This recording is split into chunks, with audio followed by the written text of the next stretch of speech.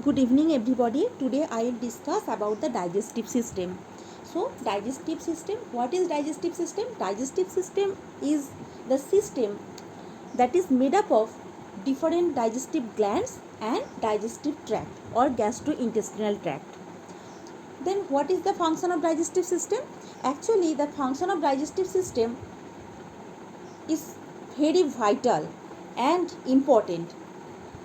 When we ingest some food or take some food, then they are acted by different digestive enzymes, different secretion, different juices, and lastly from these simplified form are produced, and these simplified forms are absorbed through our blood, through our tissues, through our cells, etc. So the total function of the digestive system can be divided into some steps. The first of all is the ingestion, then the secretion, then the motility, then the digestion, then the absorption, and lastly the defecation. তাহলে আমরা যে খাবারটা খাচ্ছি সেই খাবারটা নানা রকম enzyme, নানা রকম অ্যাসিড, এগুলো কার্যকারিতার দ্বারা আলটিমেটলি ডাইজেস্টেড বা হজম হচ্ছে।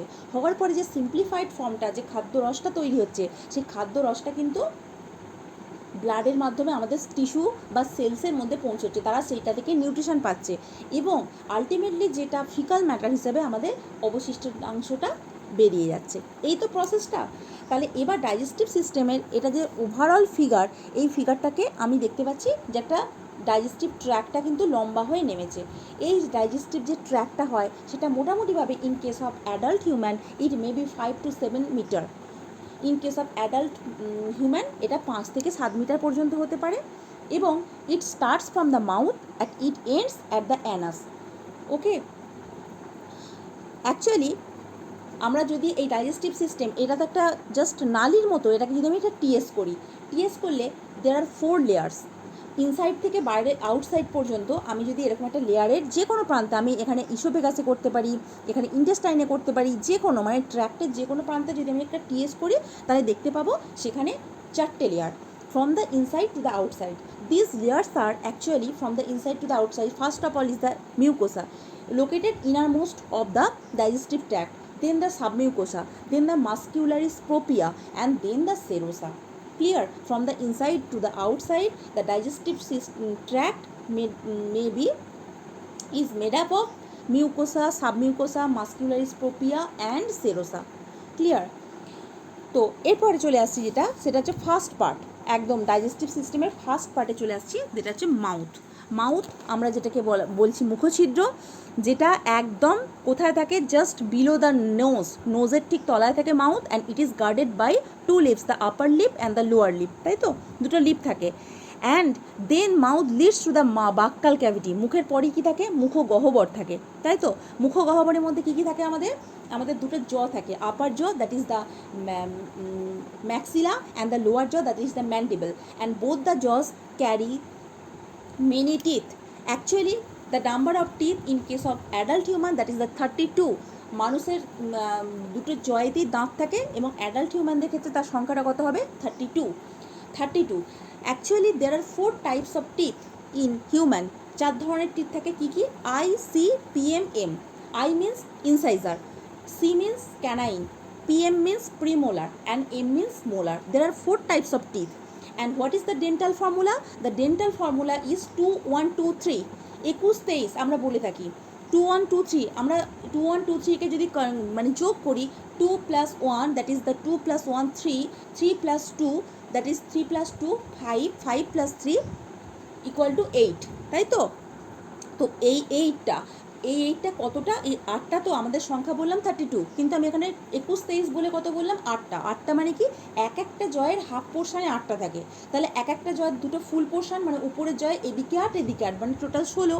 আমি যদি মাঝখান দিয়ে পুরো, যদি আমি আমার মাথা থেকে বাইল্যাটারালি সিমেট্রিক্যাল ধরি, তাহলে এই যে মাঝখান দিয়ে পাস করছে নাক বরাবর, তাহলে আপার জয়ের 1 হাফে থাকে 8, তাহলে আদার হাফে থাকবে 8 প্লাস 8 প্লাস 8 16। একইভাবে লোয়ার জয়ের হাফে থাকবে 8 আর একটা হাফে থাকবে 8, মানে এখানে হচ্ছে কত, 16। তার মানে আলটিমেটলি 32টা দাঁত হয়ে গেল। আমাদের ক্ষেত্রে দাঁতগুলো কী ধরনের হয়? আমাদের ক্ষেত্রে দাঁত হয় ডাইফিওডন্ট। কেন? কারণ আমরা জানি দাঁত এক্ষেত্রে দুবার, ফার্স্টে মিল্ক টিথ হয় বাচ্চাদের ক্ষেত্রে, যেটা 6 থেকে 12 বছরের মধ্যে সেই মিল্ক টিথগুলো সেট অফ হয়ে যায়, মানে খসে পড়ে যায়, এবং তারপর পার্মানেন্ট টিথগুলো আসে। অ্যাজ দ্য ডেন্টিস্ট মানে as to as the two types of dentition is found, that is the milk teeth and the permanent teeth, hence this type of dentition is called the diphyodont dentition. Okay, and the in case of human, the type of the teeth is the thecodont teeth. থেকোডন্ট মিন কি? থেকোডন্ট হচ্ছে আমাদের টিথগুলো দেখবে সকেটের মধ্যে, মানে জয়ের সকেটের মধ্যে যখন দাঁত তোলা হয়, ভালো করে দাঁত কেউ লক্ষ্য করলে দেখবে রুট আছে দাঁতগুলোর মধ্যে, সেটা জয়ের একদম সকেটের মধ্যে ঢুকিয়ে গাঁথা থাকে। সেই কারণে দিস টাইপ অফ ডেন্টিশন বা this type of attachment of teeth is called thecodont teeth.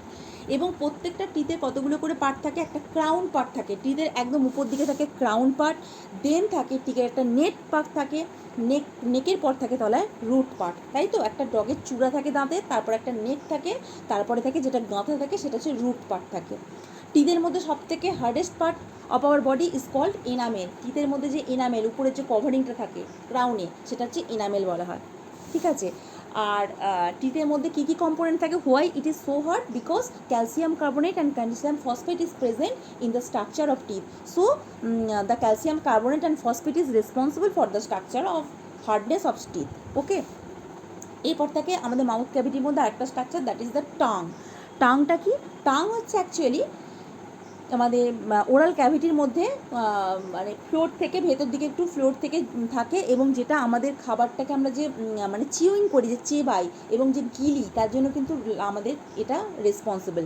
মানে চেবালাম খাবারটাকে, শুধু চিবিয়ে কিন্তু আমরা গিলতে পারতাম না if tongue is not present. Tongue যদি না থাকতো আমরা কিন্তু খাবারটাকে গিলতে পারতাম না। গলাধ্যকরণে কিন্তু মেন সাহায্য করে টাং। এবং শুধু তাই নয়, শুধু দাঁত থাকলে কিন্তু শুধু চেবানো হতো, একই জায়গায় দাঁতটা বারবার করে পড়ে চেবাতো। টাং থাকে বলেই কিন্তু মানে দেবে কী বলতো, রোলিং করে দেয়।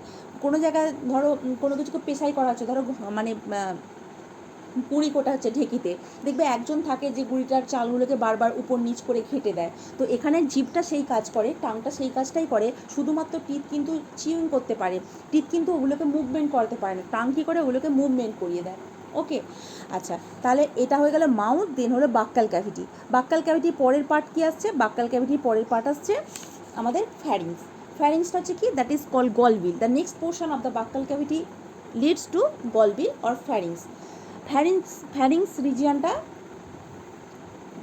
কতগুলো পার্ট থাকে? ন্যাসোফ্যারিংস থাকে, ল্যারিঙ্গোফ্যারিংস থাকে, আর ওরোফ্যারিংস থাকে। ন্যাসোফ্যারিংসে যেখানে ন্যাজাল ক্যাভিটি গিয়ে, মানে ফ্যারিংস হচ্ছে এমন একটা জায়গা আমাদের ন্যাজাল ক্যাভিটি গিয়ে যেখানে ওপেন করে, আর মানে আমাদের নাক দিয়ে কোনো কিছু ঢুকে গেলেও গলায় পৌঁছাবে, মুখ দিয়ে কোনো কিছু ঢুকলেও গলায় পৌঁছচ্ছে।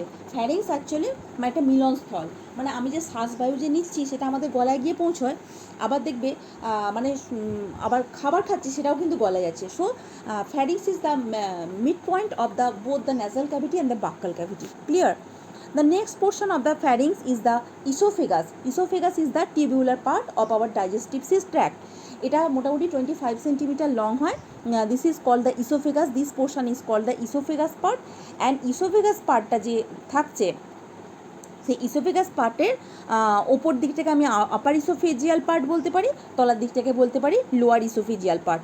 তার এখানের মধ্যে দিয়ে খাবারটা, যে চর্বিত খাবারটা কী হচ্ছে, এখানে মানে পরপর পেরিস্টলটিক একটা চলন হয়, মুভমেন্ট হয়, পেরিস্টলটিক মুভমেন্টের দ্বারা খাবারটা কিন্তু পাস করে করে ইসোফেগাস দিয়ে যায়।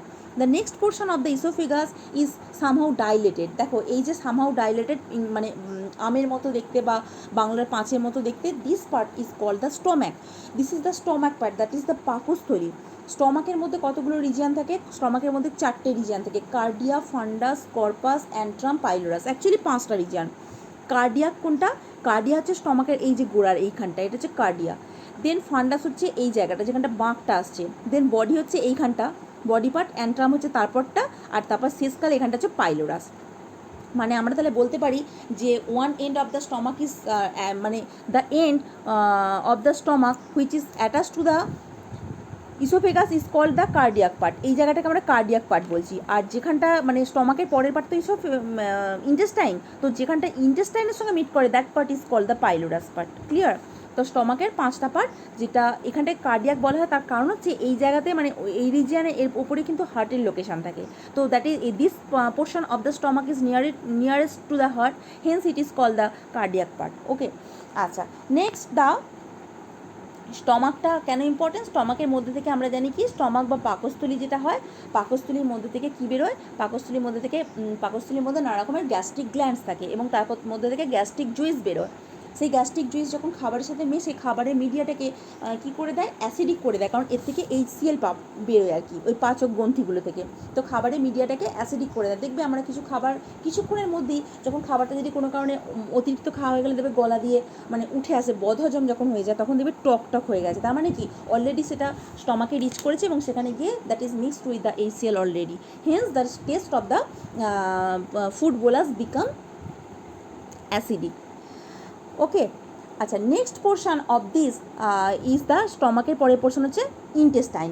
So what is the intestine? Intestine is the largest part of the digestive tract. Digestive ট্র্যাক্টের সব থেকে লার্জেস্ট পোর্শন হচ্ছে intestine.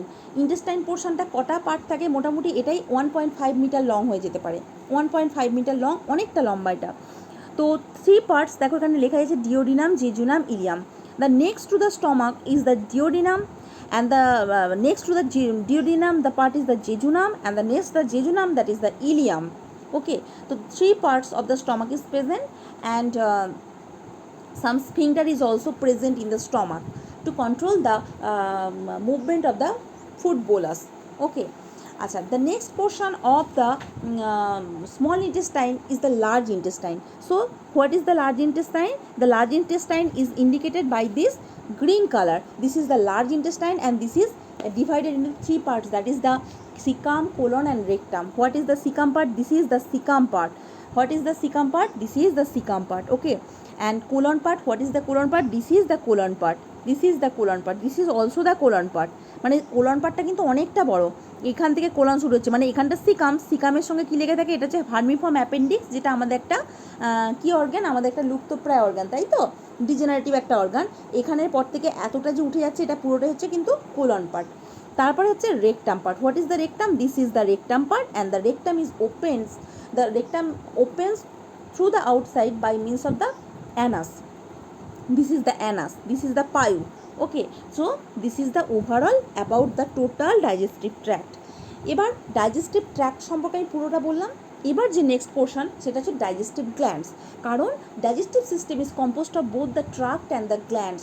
So this is the overall about the tract, that is made up of the mouth, the buccal cavity, the pharynx, then the esophagus, then the stomach, then the small intestine divided into 3 parts, that is the duodenum, jejunum, ileum, and then the large intestine, that is cecum, that is the colon, and that is the rectum, and that opens to the outside by means of the anus. This is the overall about the GI tract. Clear?